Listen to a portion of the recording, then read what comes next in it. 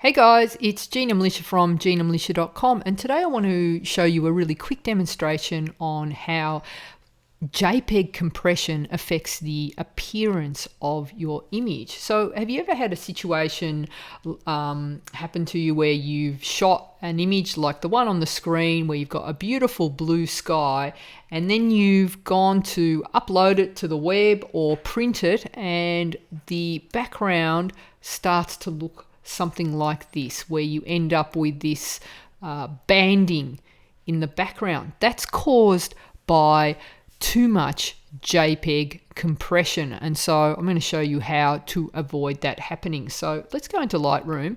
So here's my image here on the screen, and I've worked on it. I'm happy with how it looks, and now I want to export it. So I've got my drop down menu that comes here, and I've got all my options. I'm going to come down here to the file settings. So I've selected JPEG, and then the next option here I've got to choose from is quality. So I've got from 100 to 0.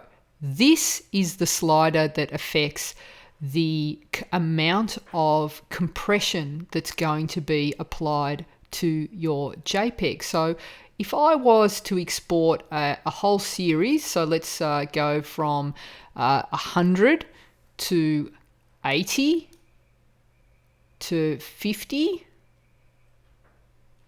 and one at 0, you'll see that there's a huge difference between the amount of compression and how that final image will look. So let's jump over to Photoshop and I'll show you what I mean.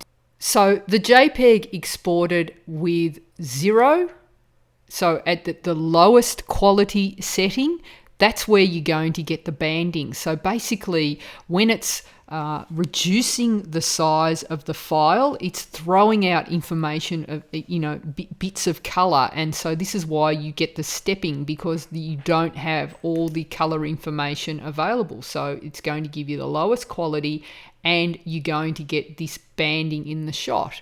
At a size of 5, it's better, but you'll still notice that there is still a lot of banding, and that's going to be particularly obvious if this was to go to print. So at 5, it's still not good enough. When we go up to 8, you notice that the sky is actually looking pretty good. So at around 8, you're kind of starting to get optimum quality. So it's looking pretty good, and at full size, of course, that a lot of the banding has disappeared, and that's looking pretty good. So if you want to export your images in Lightroom to the optimum quality, choose a setting between 9 and 100, 92 and 100, and that will give you the best setting. And if you're exporting for the web, you can drop that down to around between 80 and 90.